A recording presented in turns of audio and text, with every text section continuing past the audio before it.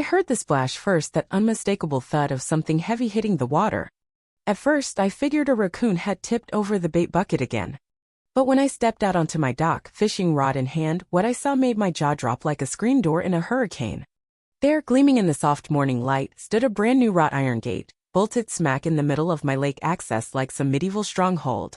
A shiny silver plaque stared back at me, polished to an irritating sheen, reading, "Private HOA access only. Violators will be prosecuted."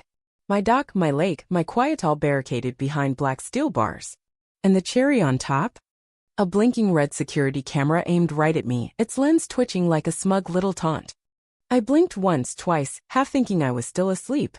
But no, the scent of fresh pine and the gentle lapping of Willow Lake were as real as ever, only now they came with fencing and surveillance, like nature had been slapped with a corporate makeover. I traced the fence with my eyes. The bars cut through the reeds, past my dock, and stretched all the way to the neighbor's land, even curvy-wying back toward the gravel road like some dystopian boundary line. Someone had planned this. Someone had paid for it. And someone, I was starting to realize, had a serious power trip and a thing for paperwork. Levying by the lake had always been my dream. After 27 years designing highway drainage systems, I cashed out and bought a modest A-frame cabin nestled in the pine-shaded curve of Willow Lake. No mortgage, no loans, just a slice of peace I'd earned outright. Every morning, I'd shuffle barefoot to the dock, thermos in hand, and fish in the mist. It was the kind of stillness you fought for, not bought. Or so I thought, until that morning when, instead of casting a line, I found myself face to face with a gate I hadn't approved and a camera that blinked like it knew it didn't belong. By noon, my shock had turned to rage. No notice, no warning, no community meeting, not even a passive-aggressive note. Whoever did this had moved in silence, the kind that reeks of arrogance. I didn't have to wait long to meet the mastermind. That afternoon, as I sat on my porch sipping cold coffee and stewing, she strutted up my gravel path with the confidence of a reality TV host and a wardrobe to match. Lavender blouse, wedge sandals too pristine for dirt, and a clipboard hugged to her chest like it held the meaning of life. Her name was Linda Pierce, and yes, she was every bit what you'd imagine. She flashed a smile so tight it could have snapped a twig and waved at the gate like she was revealing a prize. "Hello there. We've installed a protective barrier around the lake access," she chirped, her voice dripping with fake sweetness. "Strictly for residents within the association, of course. Liability concerns and all that." I stared at her. "I live right here. That's my dock. That's my lake access."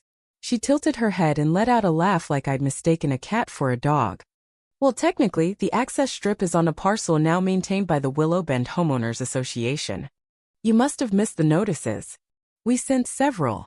She tapped her clipboard like it was sacred. My blood pressure climbed. "I didn't get a single notice," I said, keeping my tone level.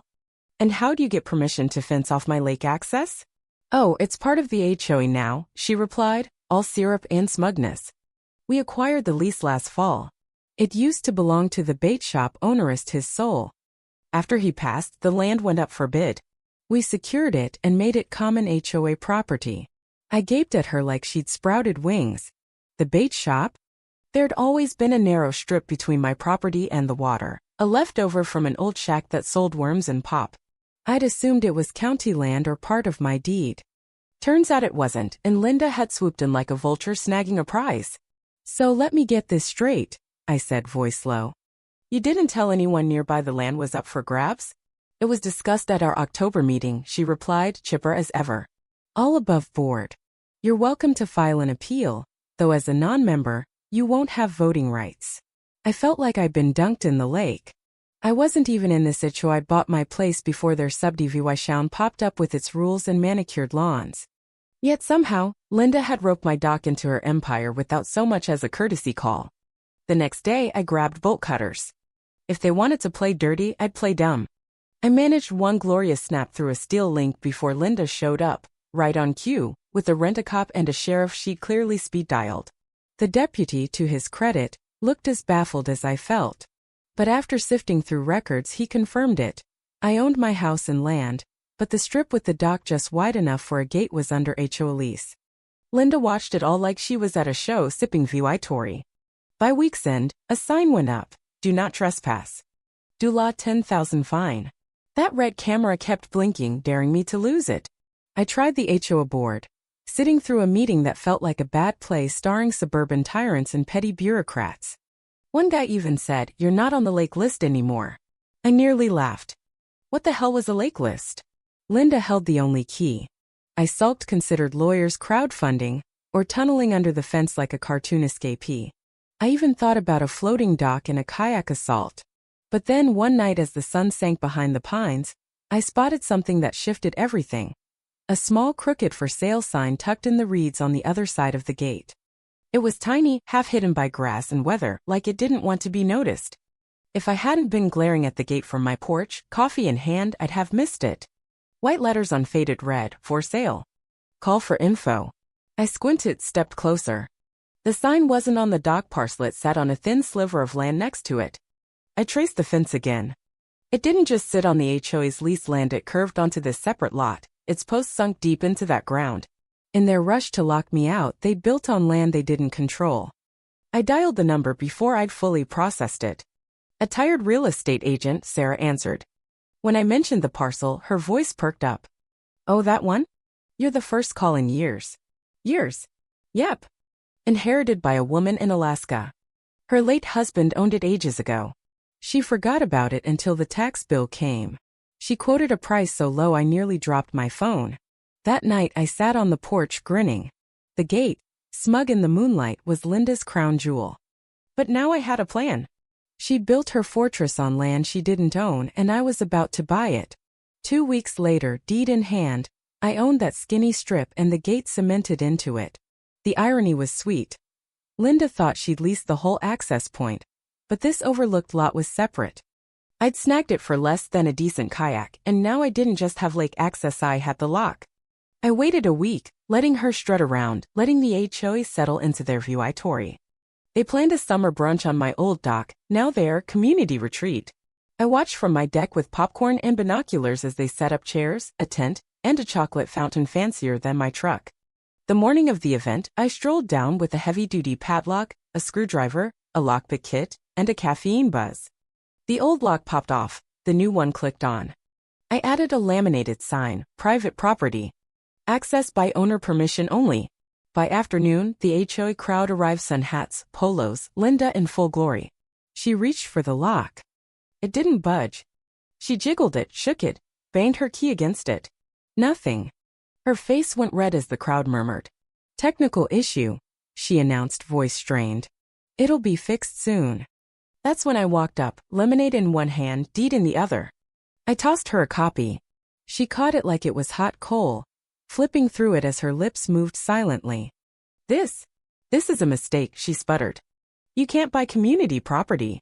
"Didn't I?" said, leaning on the fence. "I bought my property, the one your gate's on." Her eyes darted to the highlighted map. "But we installed this gate.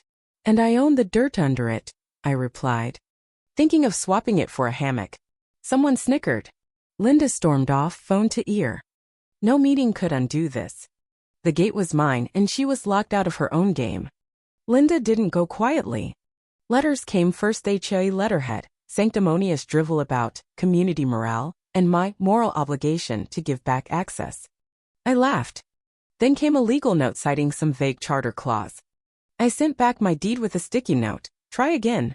Next, boats appear, paddle boats, kayaks, even an inflatable swan. People stepped onto my land like it was a park, claiming an HOA newsletter called it a boat landing zone. I asked them to leave, then brewed coffee strong enough to wake the dead. Linda was turning my property into a social battlefield. The final straw?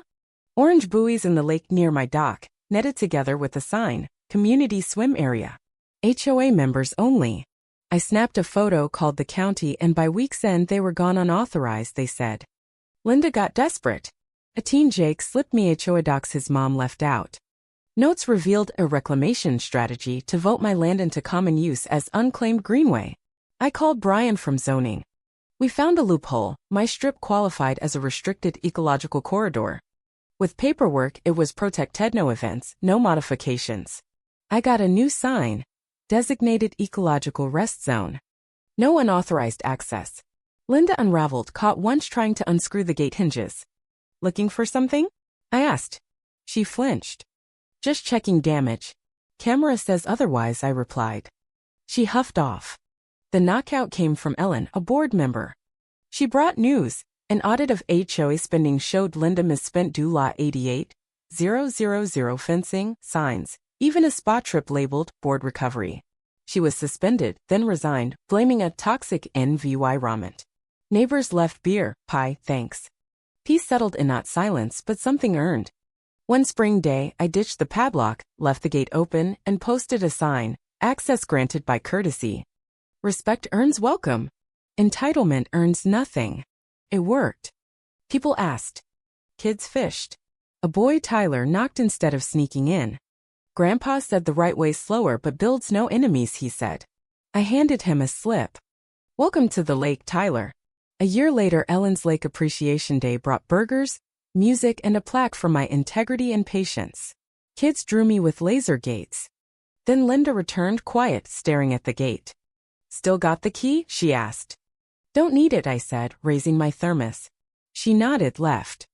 That night, roasting marshmallows with Tyler and others, I set the old padlock on the post, a relic of lines drawn in metal, not kindness. The lake shimmered steady, holding its stories. Peace wasn't a lock. It was a choice.